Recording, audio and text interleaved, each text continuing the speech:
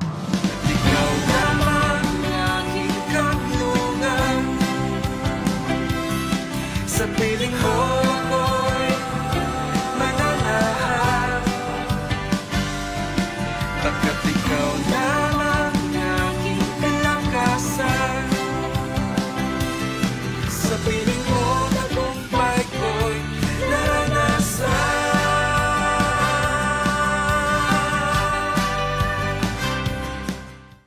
Ay, magandang araw po sa ating lahat. Welcome po sa araw-araw ng pagpapala.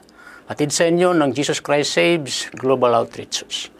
Ako po si Pastor Charlie Dacutanan from GCSGO Camarin Family, ang maghatid sa inyo ng pagpapala ng Diyos. Walang iba kundi ang kanyang salita. So bago ang lahat, tayo po muna ay manalangin.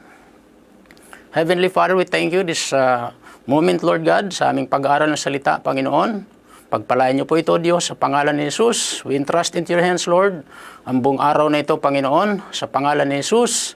Pagpalain niyo rin po ang lahat ng mga nakatune in sa broadcast na ito. In Jesus' name, Amen. Purihin ang Diyos. Tunay nga po, ang ating Panginoon ay Diyos ng pagpapala. At ang kanyang salita ay tunay ito'y pagpapala para sa atin. Ngayong oras na ito, nais ko pong ibahagi patungkol po sa dakilang pag-ibig ng Diyos, the greatest love of God. At ang ating foundation verse ay yung aking paboritong verse sa Bible. So one of my favorite verse in the Bible is John 3:16, the sweetest verse in the Bible, the heart of the Bible. So walang iba po kundi ang John 3:16. So sabi po dito, for God so loved the world that He gave His only begotten Son, that whosoever believeth in Him should not perish but have everlasting life. So gayon na lamang ang pag-ibig ng Diyos sa sanlibutan. Kaya binigay niya ang kanyang bugtong na anak, na si Jesucristo, upang sa kanya'y sumampalataya, ay hindi mapahama kundi magkaroon ng buhay na walang hanggan. So ang ating Diyos ay Diyos na puno ng pag-ibig. Nag-aapoy ang kanyang puso para sa ating lahat. Mahal na mahal niya tayong lahat. Take note sa aking maiksing introduction, God's love for us is unique. It is so big and powerful. And also, God's love for us is unfathomable. That means, hindi malirip o hindi maarok. Purihin ng Diyos. So, yan po ang pag-ibig sa atin ng Panginoon. Hindi malirip, hindi maarok. Ang Diyos natin ay Diyos ng pag-ibig. Ang sabi po ng Bible, 1 John chapter 4 verse 8, He who does not love does not know God. Why? For God is love. So our God is a God of love. Amen? At napakasarap po na tayong lahat ng mga tao sa buong mundong ito ay nababalutan ng pag-ibig ng Diyos. Napakasarap maranasan o mabuhay sa mundong ito na tayo ay nababalutan ng pag-ibig. Ang tunay na pag-ibig nito ay nagmumula lamang sa ating Panginoon. Amen? So we know that the whole wonderful plan of salvation begins with the love of God. Yan po ang katotohanan. Amen? Dahil ang Diyos natin ay Diyos ng pag-ibig. Kaya nga, inuulit ko po, sabi sa 1 John 4:8, sa Tagalog sabi ron, ang hindi umiibig ay hindi kumikilala sa Diyos. Bakit? Sapagkat ang Diyos ay pag-ibig. Wow, napakasarap ng ating Panginoon. Napakatamis ng pag-ibig ng Diyos about sa atin at napakasarap mabuhay sa mundong ito na tayo po ay nababalutan ng pagmamahal ng Diyos. Amen? Ang mahirap mabuhay sa mundong ito pagka ikaw ay laging napapagalitan. Amen? So, wala yung pagmamahal. Ang masarap mabuhay, yung tayo po ay talagang nababalutan ng pagmamahal. At yan ay masusumpungan po natin sa ating Panginoon. Okay. So, sa ating foundation verse sa John 3:16, ay nais ko pong bigyan ng emphasis ang bawat salita patungkol sa dakilang pag-ibig ng Panginoon. So, nais ko pong ito'y i-word by word. So, ang tanong, why the love of God is greatest? Amen? So, the love of God is greatest. Why? Because God's love is universal. Amen. So, take note the word, for God so loved the world. So, yung salitang word, ibig sabihin po niyan ay lahat ng tao sa buong daigdig na ito ay mahal ng Diyos. So, God's love is universal. That's why kaya greatest pa ang pag-ibig ng Diyos because ang pag-ibig ng Diyos is universal. Ibig sabihin, lahat ng tao sa mundong ito ay mahal ng Diyos. Dalawa lamang po ang hindi mahal ng Diyos. Ano po yon? Number 1, si Satanas, ang ating kaaway. Amen? Pangalawa na hindi mahal ng Diyos ay kasalanan. Galit na galit ang Diyos sa kasalanan. Pero lahat ng tao sa mundong ito ay mahal ng Diyos. Maging sino ka man, nais ng Diyos ipadama ang kanyang pag-ibig sa iyo at sa akin. Amen? Our God is no respecter of person. Hindi siya nagtatangi ng tao. Hindi kagaya ng tao. Pag alam niyang ito'y mapapakinabangan niya, yun ang mamahalin niya. Okay? Pero ang Diyos natin, maging sino ka man ay mamahalin ka ng Diyos. Mahal tayong lahat ng Diyos. At yan ang nais ng Diyos ipadama sa bawat sa atin. Amen? So yun po yung nilalaman ng John 3:16. Ang John 3:16 ay napakayaman. Puno ng pagpapala. That's why yan po yung aking paboritong verse. Amen? Purihin ang Panginoon. So bibilisan ko lang po, pangalawa. Why the love of God is greatest? Because second is God's love is unselfish. Amen? Unselfish and sacrificial and incomparable. Amen. So, take note the word, He gave His only begotten Son. So, pangalawang word may kita natin dito, He gave His only begotten Son. That's why our God is unselfish. One of the characteristic of God is a giver. Amen?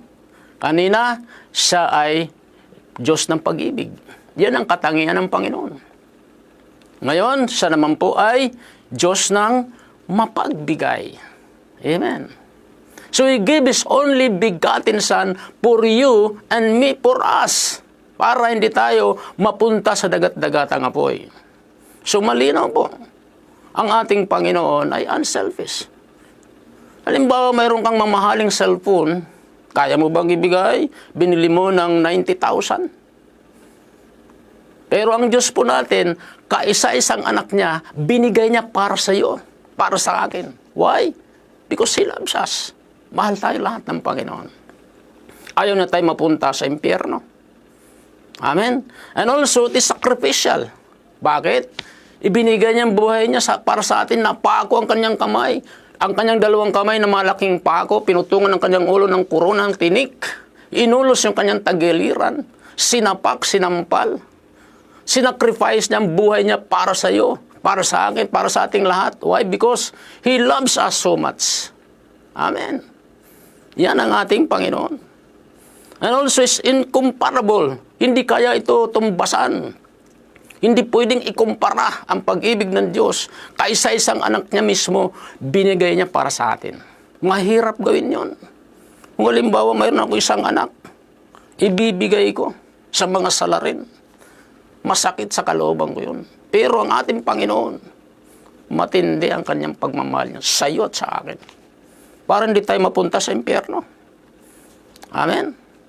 So take note the word unselfish. Unselfish means putting general good or the needs or interest of other first. Yun po ang ibig sabihin ng salitang unselfish. So isa sa mga katangian ng ating Panginoon ay giver. Mayroon niyang kasabihan tayo, you can give without loving, but you cannot love without giving. That's true. So ang ating Diyos ay hindi siya selfish. Why? Binigay niya sa atin ang kanyang kaisa-isang anak. 1 John 3:16. Sabihin po natin, we understand what love is when we realize that Christ gave His life for us. That means we must give our lives for others believers, for other believers. Dito natin makikilala ang tunay na pag-ibig. Inialay ni Kristo ang kanyang buhay dahil sa atin. Amen? So dapat din nating ialay ang ating buhay dahil sa mga kapatid. Hallelujah. So ibig sabihin, kung natanggap na natin yung pag-ibig ng Diyos, so we need to spread also the love of God sa mga taong hindi pa nakakilala sa Panginoon. Kagaya ng iyong lingkod, dahagi po ako sa impapawid. Pamagitan ng ating Bishop Jonathan Sebastian, that's historical in my life. Hindi ko po yun makakalimutan. Even though nasa langit na po si Bishop Jonathan ngayon, pero narito ang prutas niya ng kanyang pagbiministeryo dito sa lupa. Ako po ay naligtas sa pamamagitan ng kanyang programa ang Laging Tagumpay, year 1987, September 20. Hindi ko po yun makakalimutan. Amen?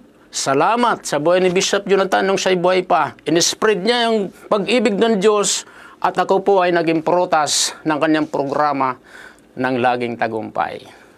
Wow! Amen? Kaya nung siya'y humarap sa Panginoon sa langit, sumaludo ang Diyos sa kanya at sinabi, "Well done, my good and faithful servant." Amen. Okay, third, why the love of God is greatest? Because third, God's love is saving love or preserving. Amen. Preserving means to keep safe from harm or destruction. Amen. And also to keep alive.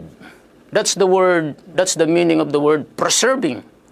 Saving means, save means ligtas o walang panganib. Kaya ang pag-ibig ng Diyos nagliligtas. Why? Because very clear po yung ating keyword. Pangatlong keyword natin sa John 3:16. That whosoever believeth in Him should not perish. Amen? So take note the word should not perish. So ibig sabihin, the love of God, ang pag-ibig ng Diyos, is a saving love. Preserving love. Amen? So sabi ko kanina, preserving, that means to keep safe from harm or destruction. So hindi na po tayo mapupunta sa impyerno, hindi na tayo mawawasak sa impyerno if we embrace the love of God, if we receive the love of God, if we believe na mahal tayo ng Diyos. Amen. So that's the fourth, yun po yung pang-apat po na points natin. Okay? So, lastly, tapos na po ako. Why the love of God is greatest?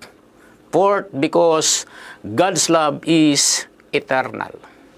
So take note the word, but have eternal life. Yun po yung panghuling word sa ating foundation verse ng John 3:16. Amen? So, but have eternal life. Amen. So, for God so loved the world, He gave His only begotten Son, whosoever believeth in Him should not perish, but have eternal life. Amen. John 5:24, the Bible says, "Most assuredly, I say to you, he who hears my word and believes in Him who sent me has everlasting life, and shall not come into judgment, but has passed from death into life." Pakatandaan ninyo, sabi ng Panginoong Hesus, ang nakikinig sa aking salita at sumasampalataya sa nagsugo sa akin na may buhay na walang hanggan, hindi na siya hatulan sa halip ay inilipat na siya sa buhay mula sa kamatayan. Wow, purihin ng Diyos. Yan po ang puso ng Biblia. For God so loved the world, He gave His only begotten Son. Whosoever believeth in Him should not perish, but have eternal life. So, the greatest love of God. Bakit? Greatest ang pag-ibig sa ating Panginoon, sa ating maikling pagsusummarize. Number one, because God's love is universal. The second, God's love is unselfish. Amen? Sacrificial and incomparable. Wow.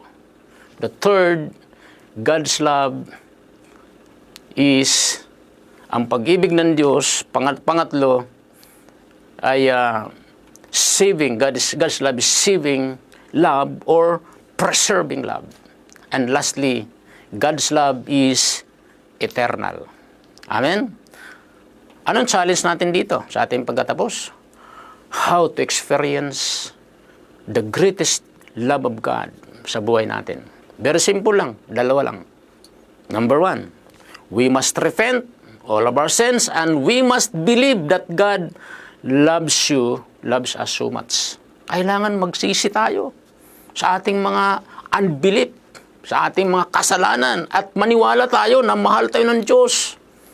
The second, we must accept the source of genuine love, no other than Jesus Christ. Tanggapin natin siya bilang Lord and Savior ng buhay natin.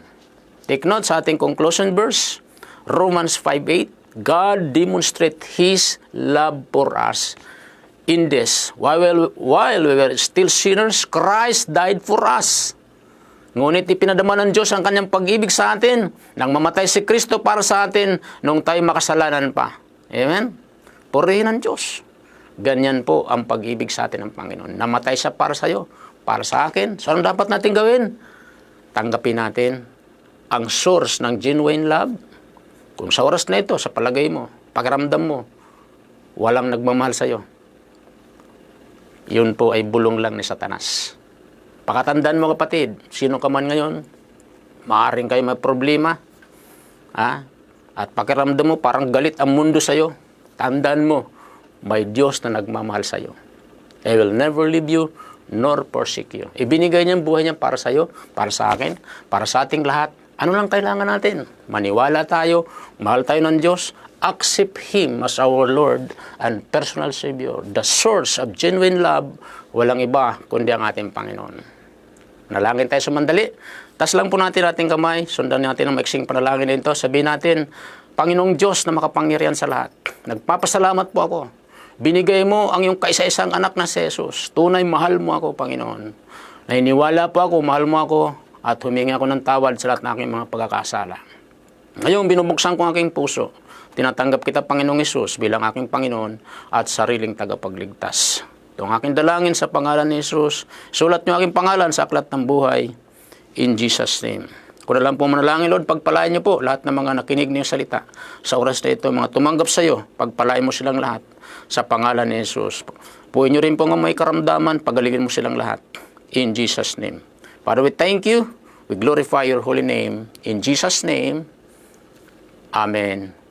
Amen. So God bless everyone. Bye-bye.